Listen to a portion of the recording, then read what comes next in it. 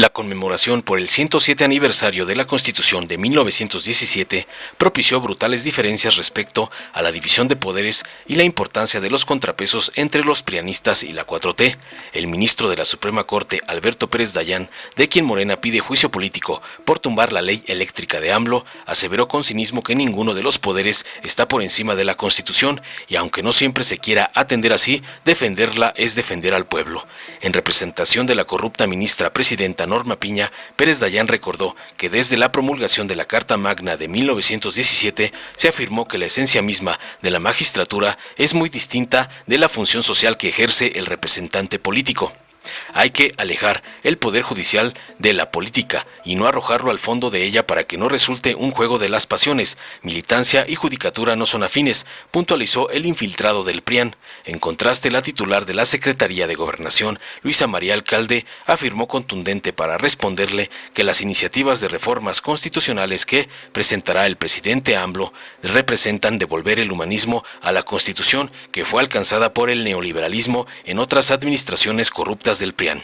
Hasta la Constitución llegó el avasallante neoliberalismo y se crearon en ella aparatos para proteger intereses privados sobre los públicos. Llegaron las privatizaciones y se instauró la mala idea de construir el bienestar desde arriba y con exclusiones, y se trastocó así su sentido social, apuntó tajante. Por ello subrayó contundente que las iniciativas que propondrá el mandatario nacional son el camino para regresar al pacto social que incluye el humanismo mexicano y la salvaguarda de los derechos sociales y el bienestar social.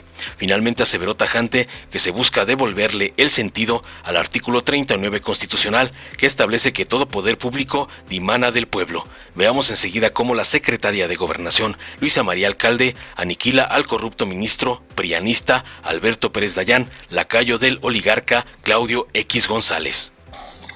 Maestra Luisa María Alcalde Luján, secretaria de Gobernación y representante del licenciado Andrés Manuel López Obrador, presidente constitucional de los Estados Unidos mexicanos. Señora diputada Marcela Guerra Castillo, presidenta de la mesa directiva de la Cámara de Diputados. Señora senadora Ana Lilia Rivera Rivera, presidenta de la mesa directiva del Senado de la República. Licenciado Mauricio Curi González, gobernador constitucional del Estado de Querétaro. Señoras, señores secretarios de Estado, señoras gobernadoras, señores gobernadores, señoras y señores. Como cada año, representantes de los tres poderes de la Unión concurrimos a conmemorar un aniversario más de la promulgación de la Constitución Política de los Estados Unidos Mexicanos de 1917. Nuestra Carta Magna, ya con 107 años de vida, es el resultado de un largo proceso de sedimentación social con raíces en los principios del movimiento independentista. Pondrán jueces buenos que les administren con desinterés la justicia, rezaba el manifiesto del Congreso de Chilpancingo del 6 de noviembre de 1813 y que trascendió hasta el espíritu de 1917. En el ámbito de la judicatura, la Ley Fundamental de México preserva la esencia del Decreto Constitucional de Apatzingán de 1814, que definió a la ley como la expresión de la voluntad general en orden a la felicidad común y que, destacadamente, contenía preceptos que enaltecían las responsabilidades de la función judicial al disponer que los integrantes del Supremo Tribunal requerían de buena reputación, patriotismo acreditado con servicios positivos y luces no vulgares para desempeñar las augustas funciones de este empleo. La ya bicentenaria Constitución de 1824 marcó el sendero republicano, federal y democrático de nuestro país. En la división de poderes fincó todo su andamiaje confiando su eficacia en la conducta respetuosa de los poderes y la separación de las funciones públicas. En palabras de Emilio Rabasa, con la Constitución de 1824, se llegó al punto más alto al que pudieran aspirar los pueblos como institución política. Estableció el reparto de la potestad pública, la organización del legislativo y el judicial como entidades fuertes y autónomas y la independencia de los estados, limitada exclusivamente por el interés superior de la nación. La Constitución de 1857, con su espíritu liberal, apuntaló la República Federal y reconoció que los derechos del hombre son la base y el objeto de las instituciones sociales. Fue justamente Juárez quien sostuvo que, con muy justo título, ha sido esta, la Constitución de 1857, la bandera del pueblo mexicano. Hace 107 años aquí, y bajo el liderazgo de Carranza, diputados de toda la República se reunieron para reformar, en principio, la Constitución de 1857. Los debates suscitados en este recinto condujeron a un nuevo documento. Así, la redacción de la Ley Fundamental de 1917 y su discusión son parte ineludible del patrimonio jurídico y social que concentró el constitucionalismo mexicano, trascendiendo ahora ya un siglo de su vigencia. En esta tribuna, y refiriéndose al Poder Judicial, Paulino Machorro y Narváez dijo: el magistrado no es igual al diputado o al senador. El magistrado es radicalmente distinto. Él no va en el ejercicio de sus funciones a representar a la opinión pública. No va a representar a nadie. No lleva el criterio del elector, lleva el suyo propio. Simplemente se le nombra como persona en la cual se cree que se reúnen ciertos requisitos indispensables para llenar una función social. Continuaba diciendo: él tiene que obrar en su función precisa, obrar quizás hasta contra la opinión de los electores. La esencia misma de la magistratura es muy distinta de la función social que ejerce el representante político. Hay que alejar al Poder Judicial de la política y no arrojarlo al fondo de ella para que no resulte un juego de las pasiones. Alego yo: militancia y judicatura no son afines. Estas palabras se repiten hoy en este recinto, 107 años después. Si, como señala el jurista Miguel Godoy, el sentido de la Constitución debe ser construido y definido colectivamente entre el pueblo y las instituciones de la sociedad, es entonces donde cobran mayor importancia las palabras del primer jefe del ejército constitucionalista al Congreso Constituyente, que dijo: ahora solo nos queda la obligación de ir a la práctica de la ley suprema que acaban de sancionar aquí, llevándola en nuestras manos como la enseña, que nos hará grandes, justos y respetados entre los demás pueblos de la tierra. La Constitución es una ley fundamental y así debe ser considerada por los jueces, escribió Alexander Hamilton en 1788. El Poder Judicial tiene perfectamente claras esas palabras y entiende que por encima de la Constitución no hay poder alguno, nada ni nadie.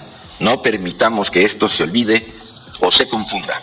Y es precisamente la Constitución Federal, esta que ahora conmemoramos, la que dio a la Suprema Corte de Justicia de la Nación las facultades suficientes para invalidar cualquier acto que no la respete, independientemente de la fuente de la que provenga, electa o no electa, sin distinción alguna. Bajo estas ideas, debemos coincidir todos considerando que los tres poderes de la Unión y sus integrantes, cualquiera que sea su origen, son democráticos al surgir precisamente del propio estamento constitucional. Aquí, ninguno es más democrático que el otro. El texto supremo explica, en su artículo 3, que por democracia debemos entender no solamente aquella estructura jurídica y un régimen político, sino un sistema de vida fundado en el constante mejoramiento económico, social y cultural del pueblo. Cada sentencia del Poder Judicial que obliga a quienes no cumplen con el mandato de la Constitución o de la ley a realizar lo que éstas prescriben, representa un acto democrático que honra la confianza popular en él depositada.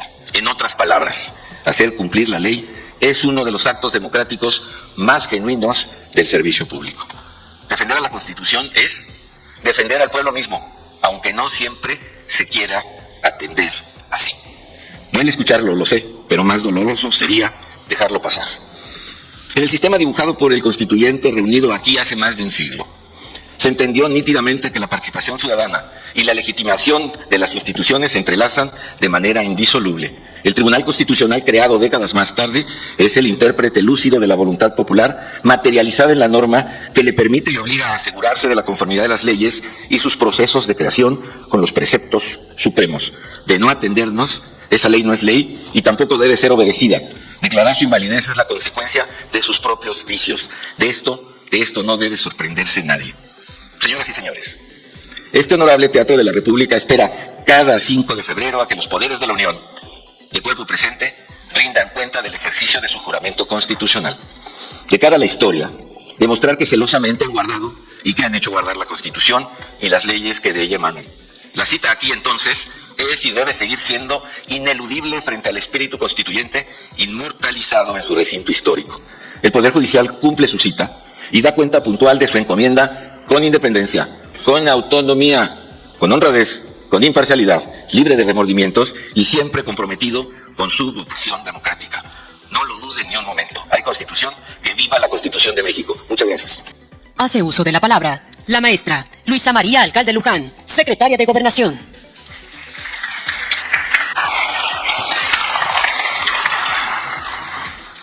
Diputada presidenta Marcela Guerra Castillo, senadora presidenta Ana Lilia Rivera Rivera, ministro Alberto Pérez Dayán, gobernador Mauricio Curi, compañeras, compañeros del Gabinete de Seguridad, gobernadoras, gobernadores, integrantes del gabinete, a todos los saludamos en representación del presidente de los Estados Unidos mexicanos, el licenciado Andrés Manuel López Obrador.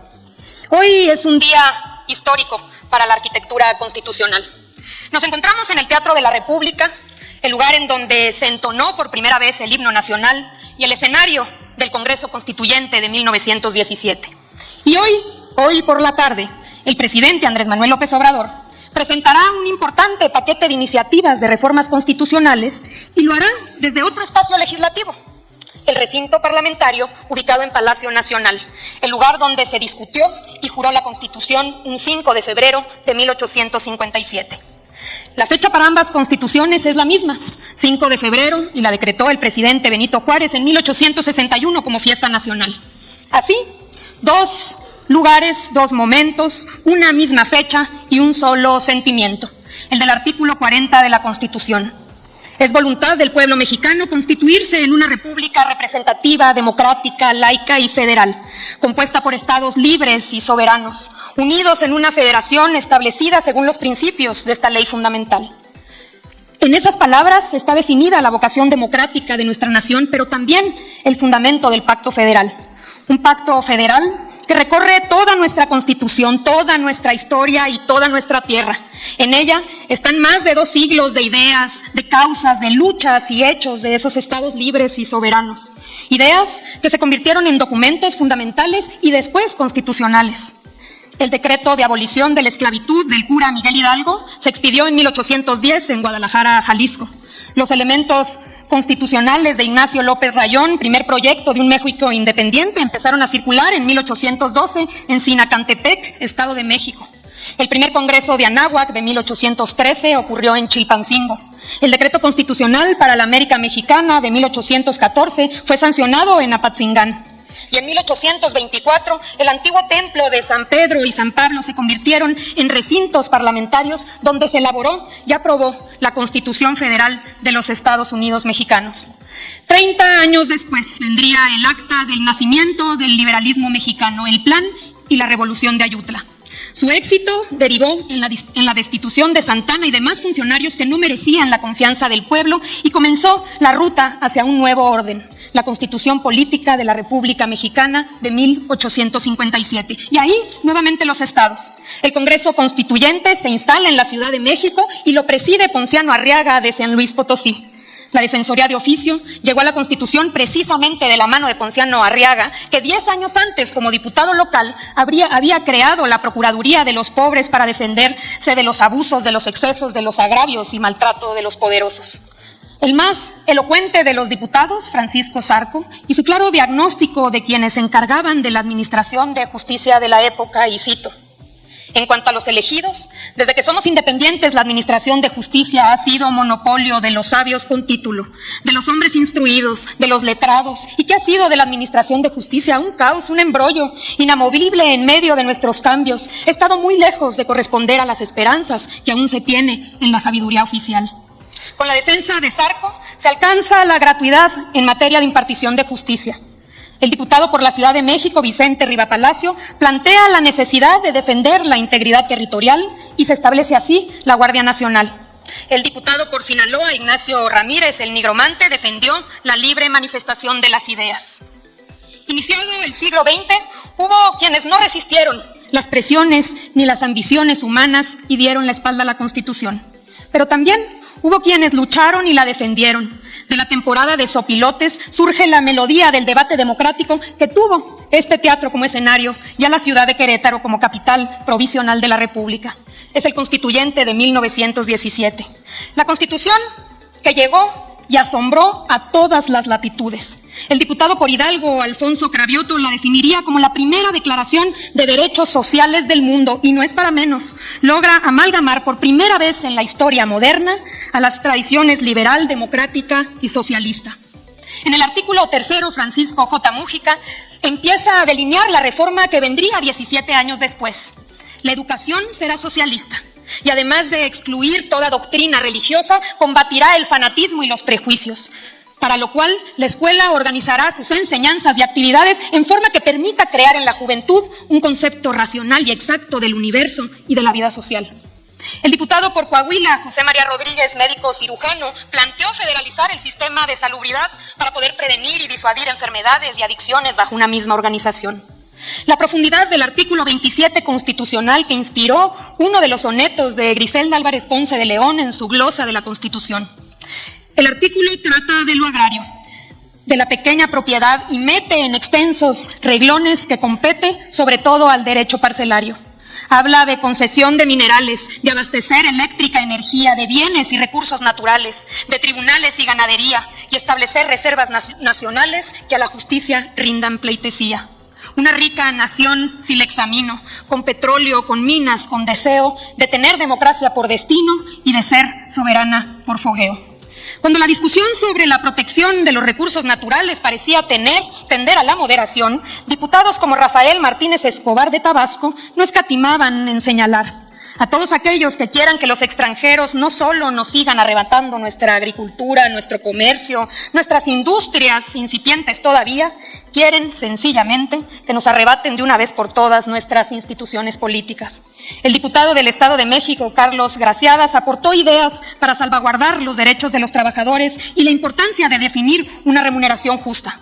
El diputado por Guanajuato, José Natividad Macías, advertía que implementar el salario mínimo no era fijar una cantidad de dinero, sino un equivalente de recursos que alcanzara para que la gente pudiera tener alimentación, casa y placeres honestos para mantener a una familia. Incluso en ese constituyente hace ya más de 100 años se debatía sobre el maltrato animal. Es el propio Mújica quien en la discusión habla a favor de los animales. En el juego de gallos no hay de noble sino el duelo de los animales. Lo brutal está de parte de los hombres. Ha pasado más de un siglo de aquel histórico momento, es cierto. Es cierto que se han ampliado derechos individuales y se han reconocido derechos colectivos. Pero igual de cierto es que hasta la Constitución llegó el avasallante neoliberalismo y se crearon en ella aparatos para proteger intereses privados sobre los públicos. Llegaron las privatizaciones, se instauró la mala idea de construir el bienestar desde arriba y con exclusiones. Se trastocó así el sentido social de la propia Constitución. Este es el retorno del pacto social que se aprobó en este teatro y que se convirtió en referente para el mundo. Las reformas que conocemos hoy y que vamos a conocer esta tarde junto con las de los últimos 5 años son el camino de regreso al pacto social, fundamentado desde el Pacto Federal. Un nuevo pacto social con la llegada del humanismo mexicano a la Constitución, la salvaguarda de los derechos sociales, educación, salud y salario, la solidaridad como principio colectivo, una idea más amplia del desarrollo y del bienestar social. Lo que los liberales de 1917 y de todas las épocas y desde todos los rincones de la patria han anhelado para nuestra Constitución. Un nuevo pacto social con la llegada del humanismo mexicano a la Constitución. Elevar a rango constitucional la obligación del Estado de proteger a la población más vulnerable y devolverle el sentido al artículo 39. Todo poder público dimana del pueblo. El humanismo mexicano es el derecho a ser feliz, a tener oportunidades y construir de forma libre nuestro proyecto de vida, a la inclusión desde abajo y para todos, al reparto equitativo de los esfuerzos y los bienes sociales, a consolidar y sostener una economía próspera que fecunde una sociedad más justa. Y estará en la Constitución para blindarlo de toda amenaza de retroceder. Y estará en la Constitución para dejar en claro al mundo que en México el Estado es el garante de la protección de los derechos sociales. Y estará en la Constitución para demostrar que la Cuarta Transformación tiene una concepción política de trascendencia histórica.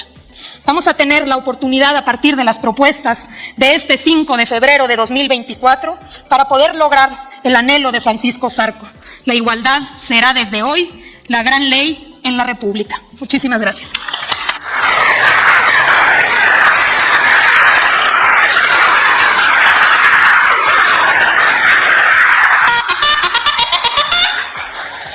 Dale en me gusta, suscríbete, activa la campanita y compártelo para que más gente lo vea.